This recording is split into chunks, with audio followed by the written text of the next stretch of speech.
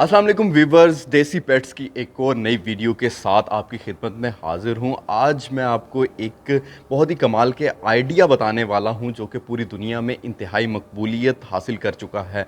आज की हमारी ये जो वीडियो है वो बायोफ्लॉक फ़िश फार्मिंग पे है। वीडियो को बाकायदा शुरू करने से पहले मैं आपको बताता चलूँ कि हमारे चैनल को सब्सक्राइब कर लें ताकि हमारी आने वाली हर एक नई वीडियो आप तक पहुँचती रहे। तो बायोफ्लॉक फार्मिंग है क्या? फ़िश फार्मिंग का ये नया तरीका है जो कि इंडोनेशिया में सबसे ज़्यादा इस्तेमाल किया जा रहा है। इंडोनेशिया की बात कर ली जाए तो वहाँ के हर एक घर में ऐसे मैं कहूँगा कि ये देखें, इस तरह के हर घर में वहाँ पे फार्म्स लगाए हुए हैं जहाँ जो कि उनके ज़रिए मुबादला कमाने का बेहतरीन तरीका भी है। अब ये तरीका जो है वो पाकिस्तान में भी इंट्रोड्यूस करवाया जा रहा है, जिसके अंदर जो है इंतहाई कम खर्च करते हुए ज़्यादा से ज़्यादा मुनाफा कमाया जा सकता है। और इस तरीक़ाकार के ज़रिए पैदा होने वाली मछलियों की जो क्वालिटी है वो भी इंतहाई बेहतर होती है और उनको एक्सपोर्ट करके बहुत ज़्यादा ज़रिए मुबादला हासिल किया जा सकता है। मैं आपको बताता चलूँ कि ये एक टैंक है। ये टैंक सीमेंट के किसी सीमेंट, ईंट और किसी भी किस्म की कोई ऐसी चीज़ नहीं इस्तेमाल हुई हुई इसको बनाने में, बल्कि ये एक शीट है। ये एक प्लास्टिक की शीट है जिसको वेल्ड किया जाता है। ये इंतहाई मज़बूत शीट है, चंद मोटी होती है लेकिन ये इंतहाई मज़बूत होती है। कई साल तक ना गलती है ना सड़ती है। इसके अंदर पानी भी कहीं नहीं जाता। ठीक है। इसके शीट लगाने के बाद इसका एक फ्रेम होता है लोहे का फ्रेम के साथ इस प्लास्टिक की शीट को सहारा दिया जाता है और एक नीचे पानी निकले ना इस वजह से उसको एक सीमेंट और ईंटों की मदद से एक गोल दायरा बना दिया जाता है जिसके अंदर ये फ्रेम जो है वो फिक्स हो जाता है। अब इस तरीक़ा कार में होता क्या है? ये तरीक़ाकार रवायती जो फ़िश फार्म आपने देखे हैं कई कई एकड़ पे फैले हुए, जहाँ पर घंटों ट्यूबवेल चलाना रोज़ाना के लिए लाजमी होता है, जिसकी वजह से उसके ऊपर ख़र्चा बहुत ज़्यादा होता है। उन तरीक़ाकार से ये तरीक़ाकार क्यों अलग है? ये तरीक़ाकार रवायती तरीक़ाकार से इस वजह से अलग है क्योंकि इस 6 बाय 6 के फ़िश टैंक के अंदर हम 1 एकड़ जितनी मछलियाँ जो हैं वो पाल सकते हैं और जिसकी वजह से इसका मुनाफा जो है वो कई गुना ज़्यादा हो जाता है। दूसरी सबसे बड़ी बात कि इसके अंदर एक मर्तबा जब पानी डाला जाता है और उसको 1 साल के बाद जब इसके अंदर से मछलियों को हार्वेस्ट कर लिया जाता है तब ही पानी तब्दील किया जाता है। मतलब इसके पानी को तब्दील करने की बार-बार हमें ज़रूरत नहीं पड़ती, जिसकी वजह से इसकी कॉस्ट जो है वो इंतहाई कम हो जाती है। कि इसकी कॉस्ट क्यों कम है? कॉस्ट इस वजह से कम है कि इसके अंदर सिर्फ मछलियों को इस तरह की खुराक होती है। मैं आपको दिखा दूँ, इस तरह की खुराक इस 500 मछलियाँ इस टैंक के अंदर हैं और 500 मछलियों के लिए सिर्फ इतनी एक डब्बी खुराक जो है वो काफ़ी होती है।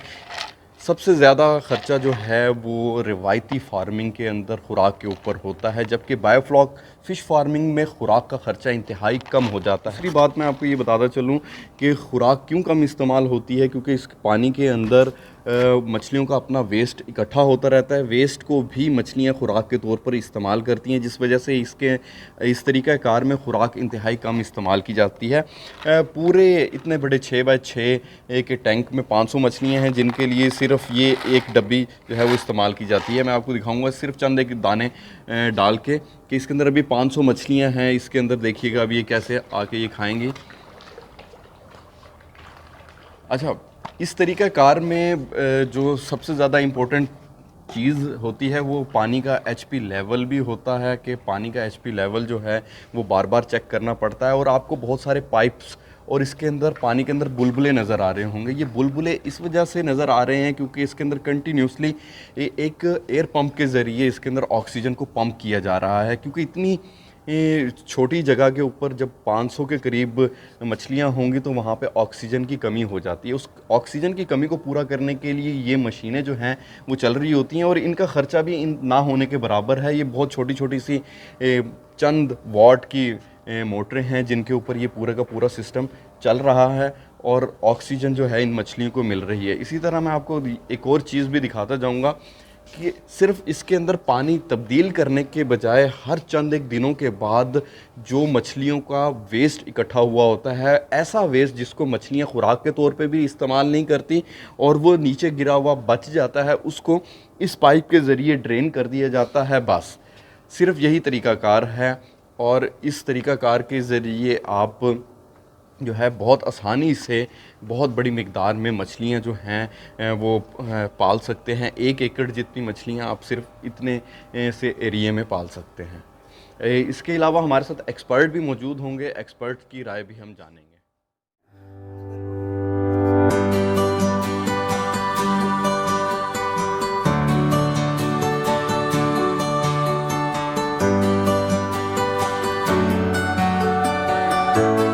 अगर बिज़नेस पॉइंट ऑफ व्यू से देखें तो मेन इसको हम एज़ किचन गार्डनिंग के तौर पे भी ले सकते हैं, जिस तरह घर में हम सब्जियां वगैरह उगा सकते हैं, तो इसी तरह ये हम कर सकते हैं। लेकिन साथ ही हम अगर देखें कि जो लोग जिनके पास ज़्यादा ज़मीन नहीं है, फॉर एग्ज़ाम्पल जो माही परवरी की तरफ जाना चाहते हैं, उनको कम से कम 1 एकड़ रकबा चाहिए। तो वो जो 1 एकड़ में हम डालते हैं ना मछलियाँ, हम आमतौर पे रिकमेंड करते हैं 1200 से 1500 या 900 से लेके, मतलब मुख्तलिफ स्पीशीज़ पे डिपेंड करता है। तो ये जो बायोफ्लॉक सिस्टम है, ये इस वक्त आपको नज़र आ रहा है 10,000 लीटर कैपेसिटी के साथ। इसमें हम 1000 तिलापिया, मतलब जो 1 एकड़ में हम डालते हैं या 3-4 कनाल में, वो हम इसमें आराम से ग्रो कर सकते हैं। फ़िश फार्मिंग के हवाले से बात करें, तकरीबन 60 to 70% जो ख़र्चा होता है वो फ़ीड का होता है फ़िश का। तो यहाँ पर क्या होता है, वो ख़र्चा आधा हो जाता है, 50% तक हो जाता है, क्योंकि इसमें 50% हम वो फ़ीड डाल रहे हैं और 50% जो फ़ीड हम इसमें जो वेस्ट मटेरियल है वो ख़ुद ही कन्वर्ट हो रहा है नाइट्रोजन कार्बन बैलेंस के ज़रिए, तो वो फ़िश की फ़ीड में कन्वर्ट होकर वो फ़िश यूज़ कर रही है। तो इस तरह फ़ीड का भी जो हम कहते हैं कॉस्ट, वो कम हो जाता है।